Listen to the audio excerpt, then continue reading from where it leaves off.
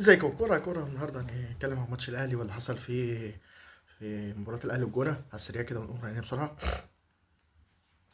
بس قبل ما نبدأ الفيديو، لو لسه ما عملتش لايك جميل اعمل لايك، اعمل كومنت، واعمل شير، واشترك في القناة، وخلينا نوصل الفيديو ده ل 20 لايك و10 كومنتات. مش طالب باعجاز يعني، يا ريت يعني تحققوا لي الامنيات دي عشان استمر في المحتوى وكلكم كل يوم بعد الماتشات ما تخلص كده، اهلي زمالك مدريد ارسنال، تشوف الدنيا فيها ايه، هلال، احاول استمر معاكم كده ونعلي قائمة مع بعض، تبقى قناة جميلة كده وتستمتعوا وانتوا بتتفرجوا عليها وتحبوني وتديله سبورت ودعم ليا يعني. يلا بينا نبدأ الفيديو. انا الصراحة الشوط الاول ما اتفرجتش عليه قوي يعني، شفت كام دقيقة كده.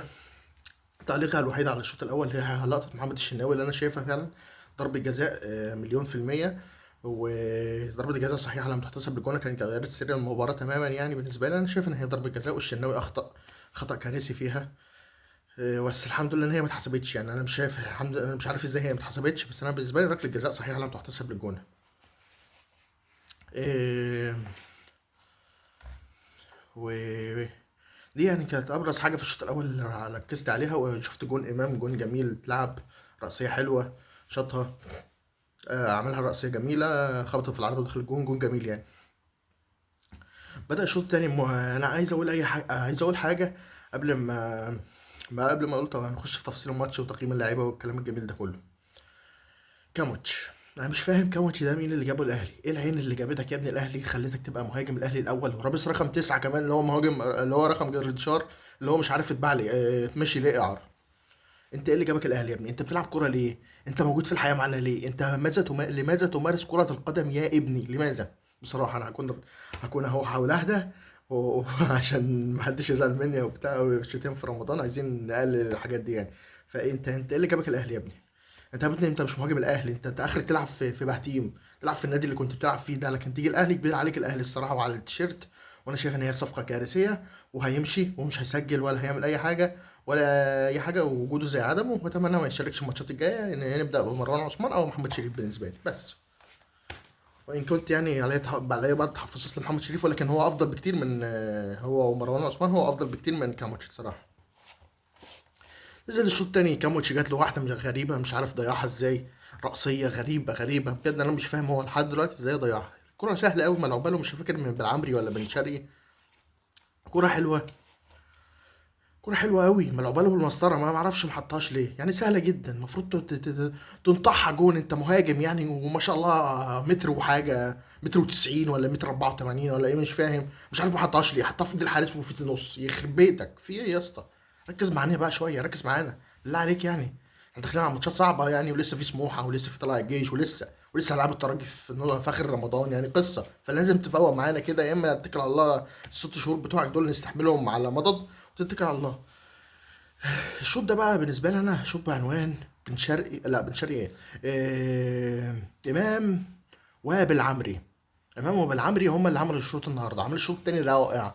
كان ينقصهم بس إن هي الكرة بتاعت كرات إمام دي كان ممكن بشكل أفضل يتصرف فيها يعني، باصي بتاع ما يأننش ما يحفظش الكرة لنفسه كتير، فاهمني كده يعني. كنت شايف إن إمام عمل شوط تاني كويس، هدي 7. وشايف إن بالعمري عمل نجم المباراة بالنسبة لي 10 من 10. إيه يا ابن الحلاوة دي؟ تغطية برافو، مسانده دفاعيه تلاقي، هجومي تلاقي، واقف في مركزه صح، عارف بديهات مركزه، عارف ازاي يستلم كوره، عارف ازاي ينقل، عارف ازاي يروح. ايه يا ابن الحلاوه دي؟ ما شاء الله، ربنا يحفظك وتستمر وما يلعبش كوكا تاني. العب في نص ملعب يا كوكا بالله عليك، خليك نص ملعب، انا موافق. اه تجيب لنا شلل شويه بس خليك نص ملعب. انا بالنسبه لي شايفك تقف نص ملعب ارحم بكتير من انك تبقى باك وتقرفنا معاك، لان بالعمري الصراحه رائع رائع، ولاعيب متكامل، ولاعيب بروفايل النادي الاهلي. العين اللي جابته تسلم، العين اللي جابته بصراحه. خد بوسه اللي جبته الاهلي بصراحه يعني. لعيب جميل، وعمل اكتر من انطلاقه، وعمل تغطيتين في دفاعيين رائعين. واحده اللي عمل فيها التاكلينج، واحده اللي عمل فيها الرأسيه ما شاء الله. واحده تقريبا شتتها مش متذكر يعني كانت عامله ازاي يعني. بس هو كويس الصراحه يعني، وعمل ماتش كويس. والمسانده الهجوميه بتاعته حلوه، سواء العرضيات، الرفعات، المسانده، السرعه، ما شاء الله في كل حاجه عنده حلوه قوي. ربنا يحفظه ويستمر ويفضل معانا كده وما يتصابش. شفت الاهلي الشوط التاني مش احسن حاجه الصراحه، ما حسيتوش. بقى مش عارف اللعيبه متقله في الاكل ولا ايه القصه ولا ايه النظام، مش عارف مش فاهم بصراحه يعني. فالشوط التاني يعني بالنسبه لي متوسط من النادي الاهلي صراحه يعني. في كرة فيها لغط شوية، أنا شايف إن هي ممكن تحتسب ضربة جزاء، واحدة من الاتنين كانت تحتسب ضربة جزاء بتاعت ياسر إبراهيم بصراحة. ده رأيي. اللي عايز يكتب لي رأي في الكومنتس ويناقشني، أهلا وسهلا، هتشرف بكل الناس. آه، كرة ياسر إبراهيم فيها شك على فكرة، وكرة الواد التاني دي ضربة جزاء صحيحة. اليوجاتا ده، ولا مش فاكر كان اسمه إيه. صراحة شايف نيجي لتقييم اللعيبة على السريع كده، ونقول بعض اللقطات، لو افتكرت حاجة هقول لكم يعني. نيجي لتقييم اللعيبة. محمد الشناوي هديه 6. ياسين هديه 6. ياسر هديه 5. هاني هديه 3. بالعمري هديه 10. بن رمضان في حاجة كنت عايز اتكلم عليها. ما ينفعش بن رمضان وإمام يلعبوا، وانا متفق مع هذا الطرح. الاتنين مع بعض لازم واحد فيهم يلعب وواحد تاني يقعد، الصراحة يعني انا شايف كده. لان الاتنين بقى في واحد فيهم بيلعب كويس وفي واحد بيقريف، هو بن رمضان. فشايف واحد فيهم في الملعب كفاية يعني. نيجي نص الملعب، ديانج شايفه 5. كان بيخسر كور كتير، ما مش مركز، ما الباصات بتاعته وحشة، الزيادة الهجومية بتاعته مش أحسن حاجة، كل حاجة يعني النهاردة كان سيء. 0 من 10 بالنسبة لي، مش 3 كمان. مروان عطية دي 6. مش أحسن حاجة بس كويس شغال يعني بالنسبة لي، ده رأيي. محمد علي بن رمضان هديه 4. مين تاني؟ بن شرقي هديه 3، ما عجبنيش الصراحة. كاموتش هديه 0. في حد تاني في الهجوم؟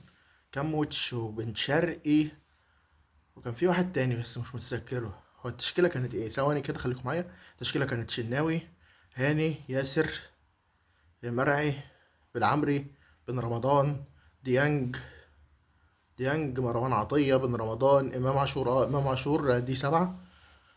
وبس. دخل تقييم اللعيبة في كذا كرة اللي لعبها العمري والحارس صدها دي، وفي واحدة أمام لعيبها جت فوق العارضة، وفي واحدة للشحات برضو ضيعها بغرابة جت في العارضة تقريبا، وفي كذا واحدة يعني، وفي واحدة لكامويتش بصراحة يعني. وفي واحدة لمروان عثمان مش عارف ضيعها ازاي بغرابة، ضاعت بكل رعونة وغرابة، مش فاهم ازاي ضاعت يعني وكده يعني. بس هي كرة تتحط جون، الواد لعبها له حلوة قوي، مش فاكر كان بالعمري ولا بن شرقي، لعبها له حلوة، مسطرة متقشرة معرفش ضيعها ازاي. نيجي لتقييم اللعيبة اللي نزلوا الشوط التاني. مروان عثمان شفته 5. حسين الشحات 3. حسين محتاجين اكتر منك كده، اكتر من كده منك، ومردودك يبقى احسن من كده وترجع لمستواك. محتاجينك احنا الفترة دي، عشان محتاجينك جدا بصراحة يعني. لان في روتيشن لازم يحصل في الفرقة يعني، بالنسبة لي انا ده رأيي. ولازم تتحسن شوية، تتمرن في الجيم، مش عارف هتتكلم مع المدرب يظبط لك مستواك. لازم تشوف لك وقفة مع نفسك يعني بالنسبة لي. نزل مين تاني؟ نزل كوكا هدي 5، وانا ما لمسش كورة كتير يعني. نزل كريم فؤاد بلا تقييم. نزل حد تاني تقريبا، بس هم دول اللي نزلوا. نزل مروان عثمان وكريم فؤاد وكوكا وكوكا بس تقريبا دول اللي نزلوا. كريم فؤاد وكوكا. كريم فؤاد معلش انا اتلعثمت شويه، حقك عليا. كريم فؤاد وكوكا، ومروان عثمان والشحات، تقريبا هو دول اللي نزلوا. طب بالظبط يعني مش متاكد، لو في حاجه هكتب لكم في الكومنتس التبديلات اللي نزلت يعني وكده. بس ده كان رأي سريع. شويه في الاهلي مش عاجبني، مش عارف المشكله في المدرب ولا في اللعيبه، مش فاهم الصراحه، مش فاهم الفكره فين. معاك لعيبه، معاك سواد، معاك مدرب كويس، مش عارف ازاي ما نكسبش نتيجه زي الزمالك، ما نكسبش 3 4 5 2. مش عارف ليه ما بنريحش نفسنا بدري بدري يعني. في نقطه برضو عايز اتكلم عليها، ان اللعيبه في رعونه شويه في الاداء، فتحسوش كده؟ لان اللعيبه مستهتره شويه بالماتش، تحسها ما فيش. احنا كسبانين 5، في ايه يا جدعان؟ بتلعبوا كوره، العبوا لنفسكم، العبوا للتيشيرت، حرام عليكم يعني، ركزوا شويه. في اكتر من كوره انا كنت حاطط ايدي على قلبي الصراحه يعني، في الدفاع، سواء في الدفاع او في الشناوي يعني. فربنا يهديه على خير يعني، ونشوف ماتش سموحه الجاي، وربنا يوفقنا في اللي جاي، وناخد الدوري وافريقيا ان شاء الله، والارسنال يكسب الدوري وريال مدريد ياخد الابطال والدوري. يعني في حاجه اكيد مش هتظبط فيهم بالنسبه لي، اكتر واحده شايفها مش هتظبط ارسنال الصراحه. بس ده كان فيديو النهارده سريع كده، معلش 9 دقايق حقه عليا. فرقه التسع دقايق، تعالوا في الحضن، تعالوا في حضني. هات حضني يا حبيبي، هات حضن هات حضني يا قلبي. انكم شكرا انكم كلمت انكم كملتوا معايا الدقيقه دي، وبحبكم جدا، واتمنى تشوفوا الفيديو وتعلقوا عليه وتعملوا لايك وكومنت وشير، وتظبطوا دول الفيديو كده شويه على الاقل، عايزين نتشاف ونطلع كده بقى شويه. انا بقى هحاول اعمل اللي عليا يعني، فسامحوني يعني لو ما فيش مونتاج في الفيديو، ما فيش صور، ما فيش لقطات، حقكم عليا، ما الحاجات دي مش بتاعتي وما بعرفش اعملها، وهتاخد من الفيديو. والفيديو بدل ما بينزل لك مثلا دلوقتي بعد الماتش بحبه، هينزل لك بعد الماتش بيومين 3، فليه؟ فانا شايف ان كده افضل يعني واخد الموضوع ده قدوه. ممدوح نصر الله بيخلص بعد الماتش بينزل على طول تقريبا، ما بيمنتجش ولا حاجه، بيروح منزل على طول، فاهمني؟ بس ده كان فيديو النهارده. اتمنى اشوفكم في فيديوهات جايه كتير. كان معكم عمر من قناه الجماهير وعموري. اشوفكم غير. سلام. سلام، معلش.